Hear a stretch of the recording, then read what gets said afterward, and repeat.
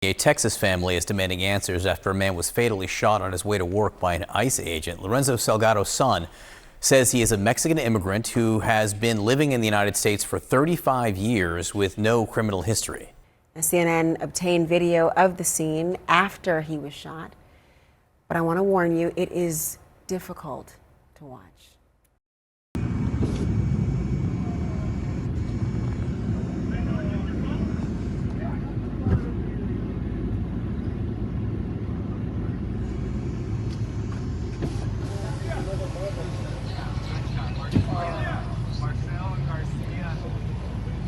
That's so up. I saw my dad's van, but no sign of him. I frantically called family, friends, loved ones to see if they can find any information. I saw a video posted on Facebook that he had been shot. I recognized him immediately. Not from his appearance, but from his voice, crying for help as he lay on the street, bleeding out. ICE officials say they were conducting a traffic stop as part of a targeted operation. They claim that Salgado was trying to evade arrest. With us now, CNN's Ed Lavandera. Ed, what's the latest on all of this? Well, John, it's now been almost 48 hours since this shooting occurred on the streets of Houston early Tuesday morning, and there has still not been a full video of what transpired that captures all of it. And that is what investigators, or at least people working with Latino activist groups, as well as the family, calling for people who might have anything to come forward to help explain how all of this unfolded. What we do have is video of the aftermath, where you see Lorenzo Salgado Araujo on the ground, surrounded by ICE agents there, bleeding from his midsection. And that is what we've seen so far. The family says they simply just don't believe the version of events that ICE officials have put out so far. They point to what happened earlier this year with the two shootings in Minneapolis, where the description by ICE officials didn't quite match up with what unfolded there. So a lot of uncertainty, a lot of distrust about what has been described, the official version of events that has been put out by ICE officials. ICE officials, as you mentioned, John, maintain that Lorenzo Salgado Araujo had used his vehicle as a weapon, and that the ICE agent there on the ground fired at him in self-defense. That is what ICE agents are saying, but as we mentioned, there's been a great deal of distrust on that version of events.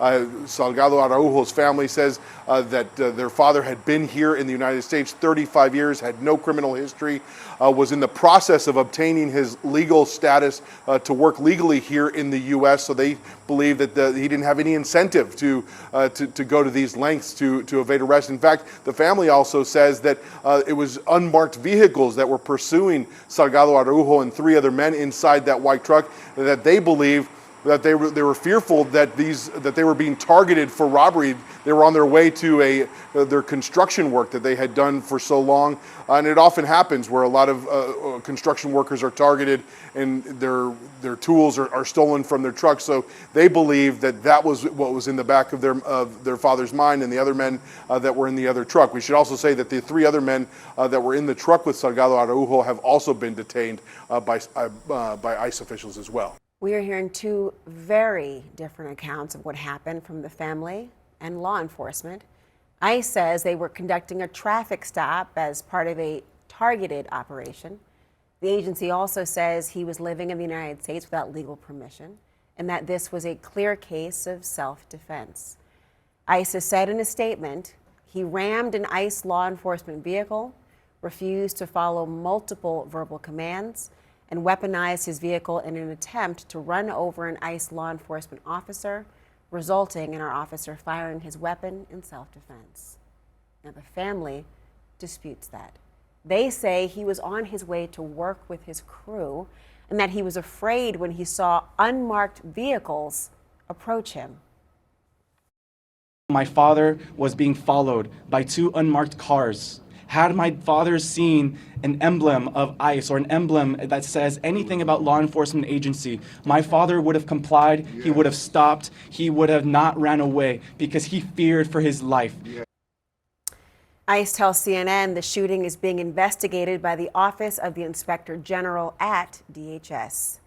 Joining me now is attorney and former acting ICE director under President Obama, John Sandweg. John, thank you for being here. It's just heartbreaking to hear his son's description. The victim's family, not at all buying ICE's explanation. How much has trust in the DHS eroded because of how it has responded to the killings of Renee Good, Alex Preddy, and others?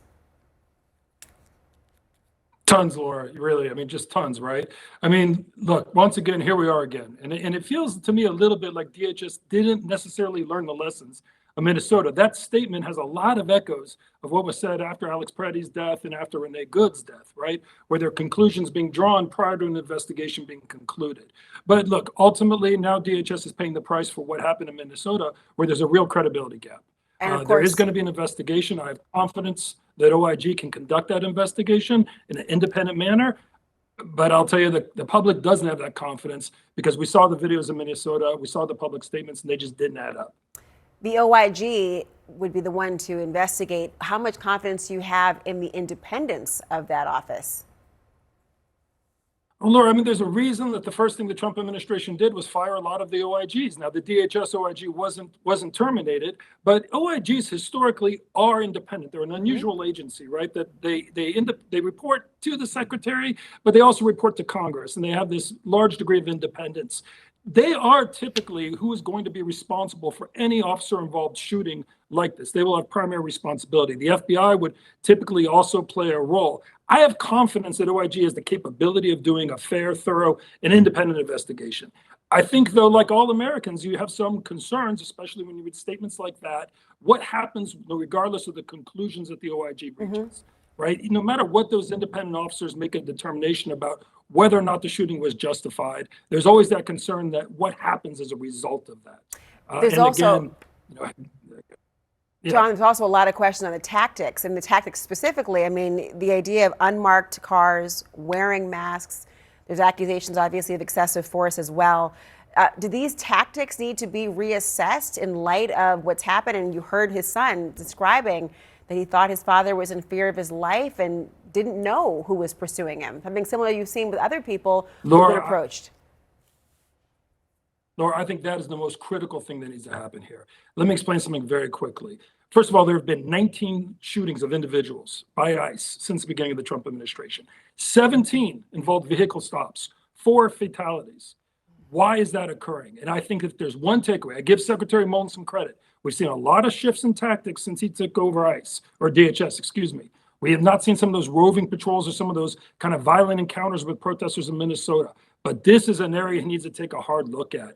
ICE does not typically, federal agents themselves don't do a lot of traffic stops. The units of ICE that's involved in a lot of these shootings, the immigration enforcement side, ERO, does not do a lot of traffic stops. Over the last 5 years, almost the vast majority of ICE arrests occurred picking up individuals who've been arrested at the border by the Border Patrol, or people who are in state and federal custody coming out of prisons and jails. This is not what ICE officers are doing. Yet we're putting these officers in a position where clearly they feel that they are under a mortal threat that requires them to use lethal force. And a lot of that is because of the lack of training and experience doing vehicular stops. This is something that I hope, no matter how you feel about the Trump administration's immigration policies, we can all agree people should not be dying in the streets. We shouldn't have 19 shootings, 17 in a car. Let's take a hard look at that. There are ways of enforcing immigration laws without resorting to vehicle stops. This poor family that's grieving. John Sandweg, thank you.